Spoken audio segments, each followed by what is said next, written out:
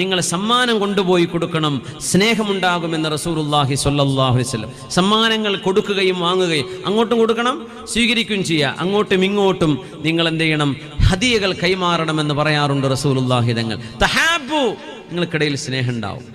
പിണങ്ങി നിൽക്കുന്നവരൊക്കെയാണ് എന്തെങ്കിലുമൊക്കെ റോസാപ്പൂവൊക്കെ ഇട്ട് പോവുക, അതിലൊന്നും ഒരു ഹറാമുമില്ല, ഒക്കെ നല്ല കാര്യമല്ലേ.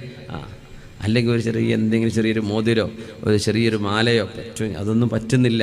ഒരു ഫ്ലവറെങ്കിലും വാങ്ങിയിട്ട് കൊണ്ടുപോയി കൊടുക്കുക. നമ്മളെ പെണ്ണുങ്ങൾ എനിക്കെന്തിനാ ഫ്ലവർ അറിയില്ലേ, അല്ല സ്വർണ്ണാണ് തിരക്കേട്. നമ്മളെ പെണ്ണുങ്ങൾക്ക് വെറും ഇതിൻ്റെ വില നോക്കിയിട്ടാണ് കാര്യം. അങ്ങനെയല്ല, സ്നേഹത്തിനൊരു വിലയല്ലേ, ആ വിലയാണ് നോക്കേണ്ടത്. നമ്മളിങ്ങ് ആരെങ്കിലും ഒരു പൊതി കൊണ്ടുവന്നാൽ തിരിച്ചു മറിച്ച് അത് എത്ര രൂപയ്ക്ക് വാങ്ങിയത്, അരീക്കോട്ട് നിന്ന് വാങ്ങിയതാ, കാവനൂരിൽ നിന്ന്, അല്ല കോഴിക്കോട്ട് നിന്നാണോ, എന്താ ഇവിടെ നിന്ന് വാങ്ങിയാലെന്താ, ആ കൊണ്ടുവന്ന സാധനം ഒരു സ്നേഹത്തിൻ്റെ അടയാളല്ലേ, അതുപോലെ സ്നേഹത്തിന് നമ്മൾ വില എന്ത് ചെയ്ത് വിലയിടരുത്.